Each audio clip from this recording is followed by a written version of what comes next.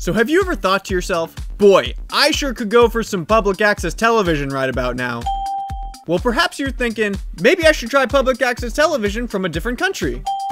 This was my initial thought when I discovered the show Tokyo Eye. Tokyo Eye is a show from the NHK Network that discusses different topics each episode, specifically within the city of Tokyo. So at one point I was doing a lot of research on the Akihabara district, and I found an episode had wedged itself in between all the touristy camcorder walkthroughs. So I thought to myself, what could this possibly be? It brought back a nostalgic feel of watching an eyewitness video in elementary school, except you were learning popular culture and Japanese stuff. Perhaps one of the main draws of the show was simply the radiotastic voice of the host, Chris Pepler.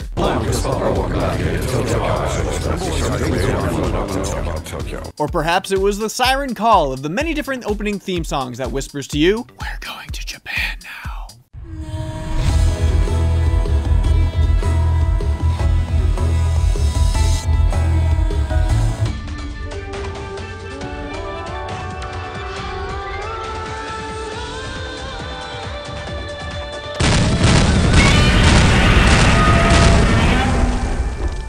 But, most likely for me, it was my extreme general interest in learning more about Japanese culture. In fact, I thought it was great that I could watch any episode, confirming that I'm not just interested in Japan on its animation and entertainment, but its full-on culture as well. I also made mention to this point in my Go-Go Nippon episode. After discovering the show on the topic of Akihabara, there was yet another episode called Otaku Tour.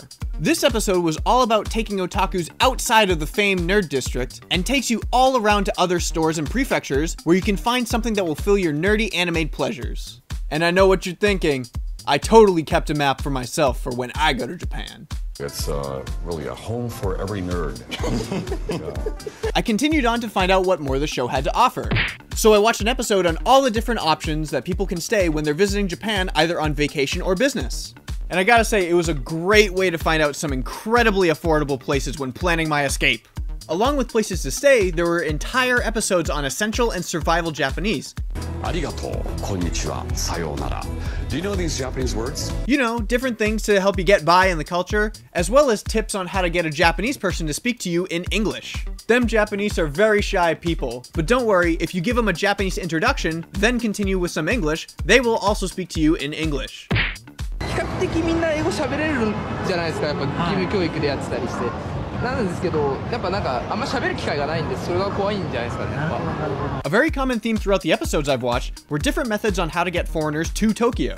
And then never leave! Not sure where I'm going. And speaking of foreigners, there are some episodes that showcase foreigners that live in Tokyo and how they make a good, well, and unique living in the city. As you can probably imagine, there are also quite a few episodes on the city's entertainment. One on unique rides and tours in the city, and one on the nightlife after people get out of work around 5 or 6 p.m. All very cool stuff to watch, and some of it is very different than our culture that we know. But what about episodes on food and restaurants? Of course there's episodes on food and restaurants. There's entire episodes about sushi, and entire episodes about ramen. The ultimate combination of toppings is this, the All-Star. Well, what if you still want to stuff your face like an American? Well, there's entire episodes on all you can eat as well. Have I not convinced you yet? Why aren't you watching this? Really? Well, perhaps not. I can understand the whole perspective on, you really expect me to watch public access documentary television? Well, yes, I do. For anyone who truly has an interest in the culture and learning more about what Tokyo has to offer, and even the day-to-day lives of the Japanese people in the city, this is truly one of the most interesting and informative shows I've seen, especially having a desire to go one day.